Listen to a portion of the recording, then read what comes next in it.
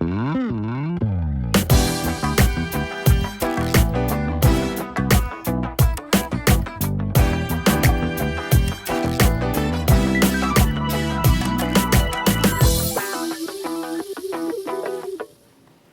second scripture is from the prophet Jeremiah, again, chapter 29, verse 1, and then 4 to 7.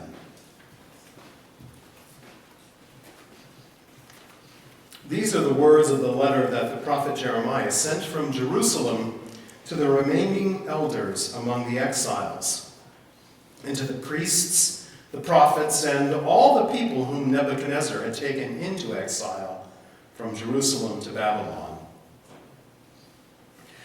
Thus says the Lord of hosts, the God of Israel, to all the exiles whom I have sent into exile from Jerusalem to Babylon: build houses and live in them. Plant gardens and eat what they produce. Take wives and have sons and daughters. Take wives for your sons and give your daughters in marriage, that they may bear sons and daughters. Multiply there and do not decrease. But seek the welfare of the city where I have sent you into exile, and pray to the Lord on its behalf. For in its welfare you will find your welfare.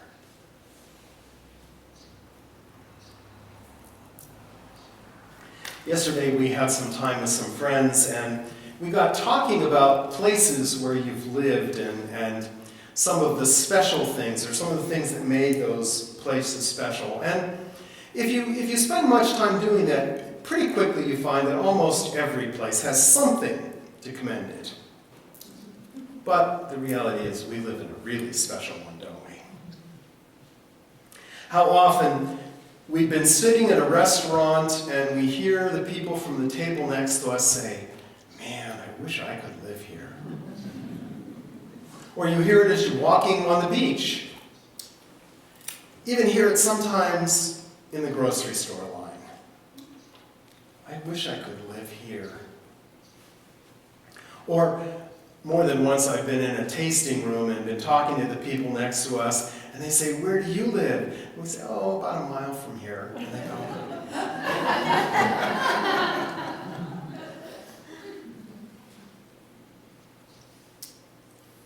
where would you choose to live if you had no constraints? When I was a child, my mother fantasized about living in Hawaii. And she had my life planned out. I was going to become a world-famous physician, making tons of money, and move to Hawaii, taking her in tow with me. She had it all planned out. When Alexis was a teenager, we vacationed in Scotland. And we came back and she said, "That is the place where my roots are.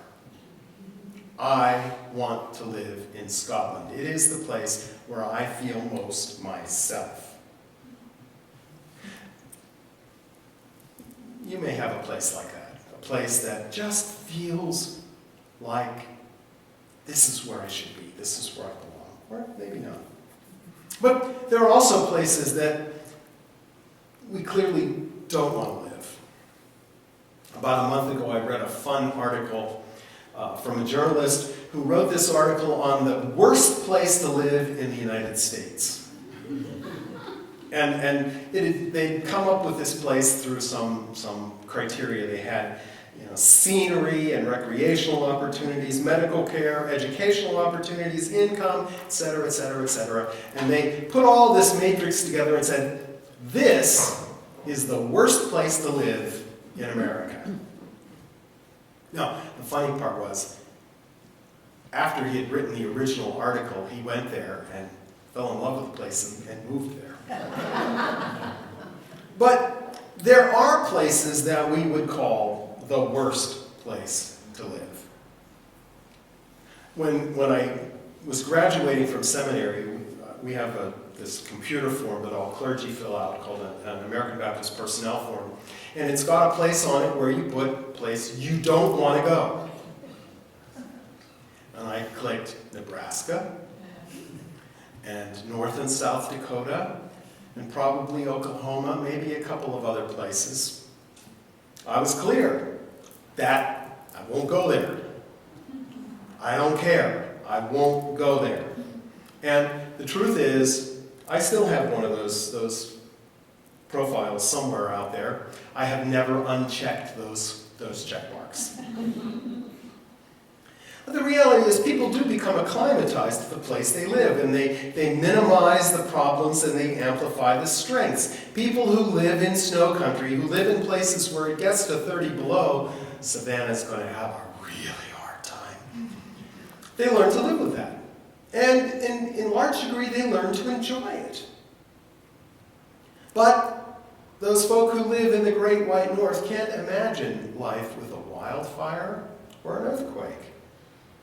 You and I shudder at the idea of a hurricane or of that bitter cold. And earthquakes, they happen. Fires, they happen. And on we go.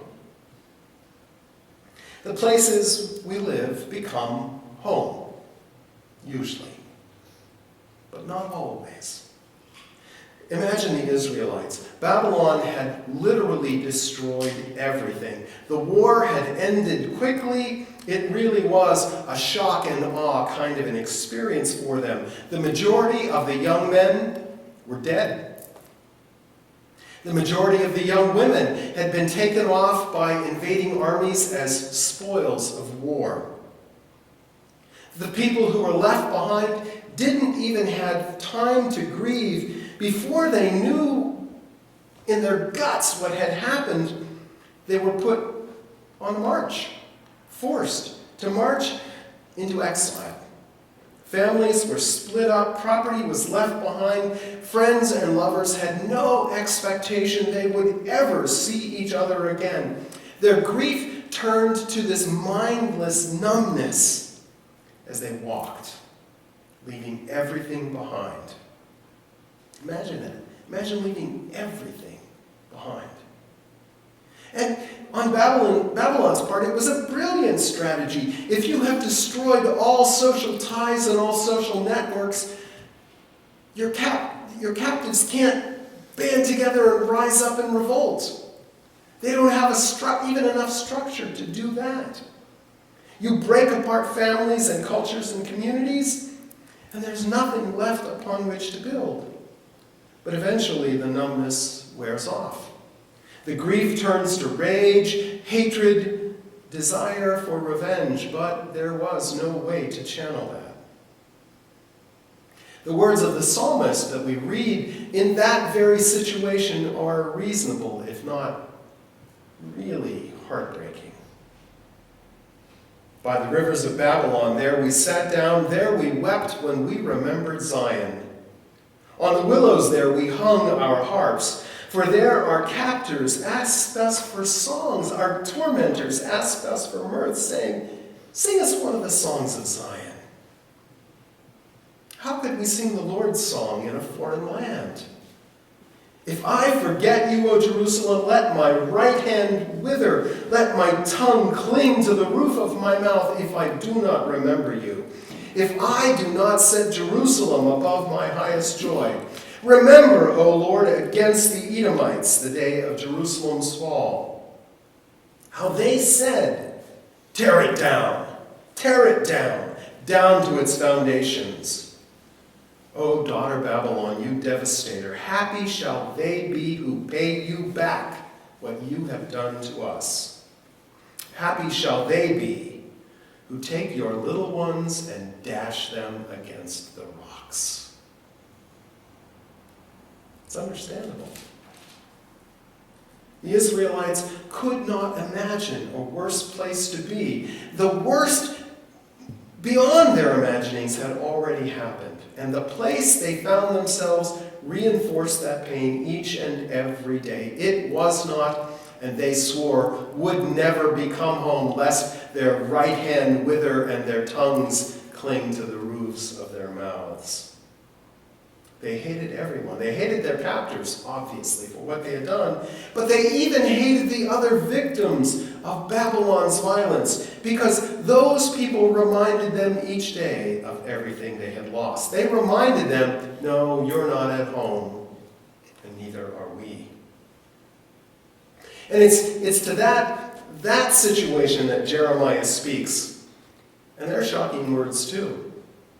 Put down roots, plant crops, build houses, make community with these strangers who have experienced the same traumas as you. Build families, have children, do the things that make for life. And then he gives the most astonishing advice of all. Pray for the good of Babylon.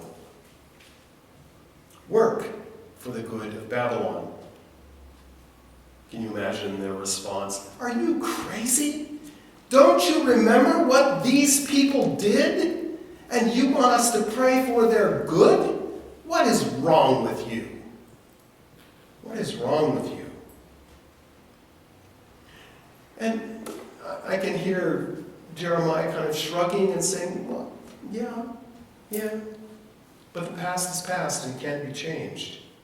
What can be changed is the way we respond. So work for what is good, what is beautiful, what makes for life, and you will know God's blessings.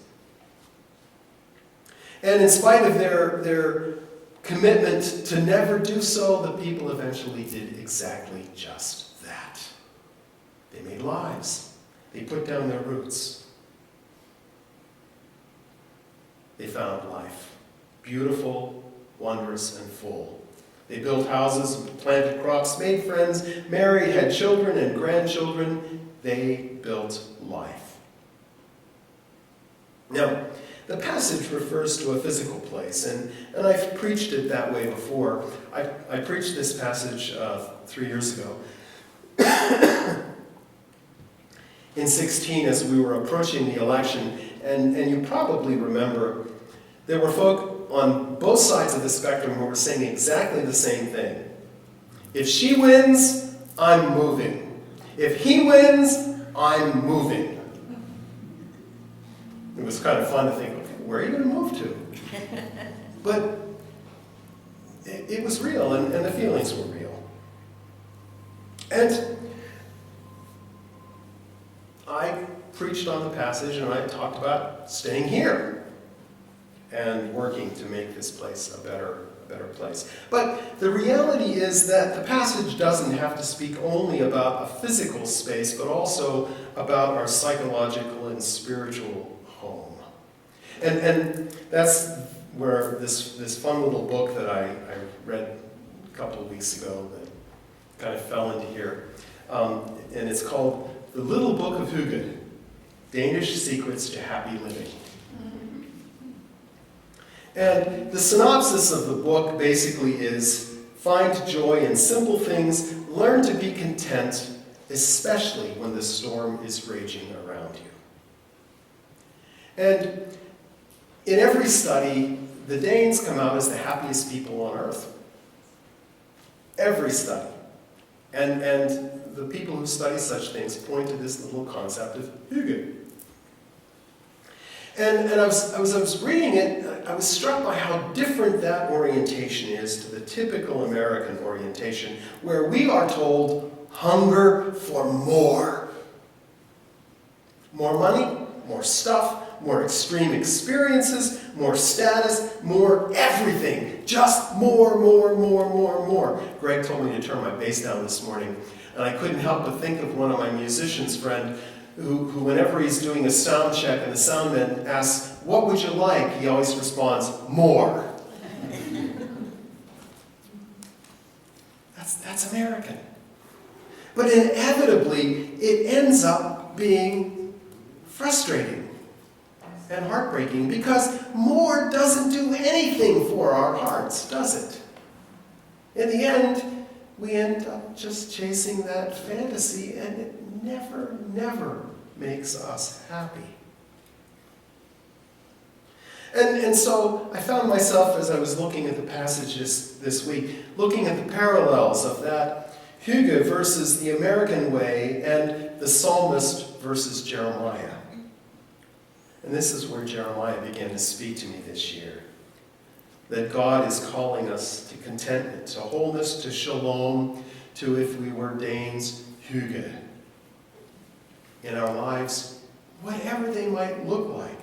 There's a story in the book at one point. They're sitting with some friends and they're talking, and one of them says, "Isn't this just as Hygge as it could possibly be?" And one of the others says, "No, it could be more Hygge if there was a storm going on outside."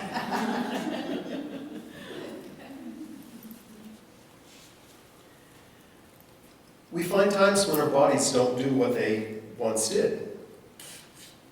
And the temptation is to focus there. But Jeremiah would say, no. Find joy in what it can do still. We all have had hopes and dreams not fulfilled. Jeremiah would say, don't focus on that. Instead, find purpose and contentment where we are. We all have had those psychological and spiritual storms raging around us. Jeremiah would say, find that warm, cozy psychological space where our spirits find refreshment and nurture, even as the storm rages around us. That we focus not on what is lost, what has been taken away, what has never been received, but instead upon what remains, what has come, what new possibilities are presented. Mary and Joe, I just love that the two of them found each other all of these years later. And I'm not arguing that everybody should find themselves in that position, but that they were able to look at their lives and their grief and say, here's a new possibility. And we can find love even now. Jeremiah would say, find joy. It is there. Whatever else is happening, it is there. And no circumstance can take it away unless we allow it. We can find hope. We live in the arms of God. What more hopeful place is there than that? We can find life. It's ours right now. There's a practice that we learned in Albany, in some area in China, at funerals. And we had a lot of Chinese folk in our congregation there. And the first funeral that I did for one of them, in the funeral home, there were two bowls. And one had wrapped pieces of hard candy, and one had nickels. And as people left, everybody took a piece of hard candy and a nickel. I said, this is weird. What's that? And I asked one of the folk, and again, from whatever area of China they were from, this was a practice. The candy is to take away the bitterness. And the nickel is because you're going to need to buy another piece of candy. But I was struck in that by the realization that, yes, it's going to come.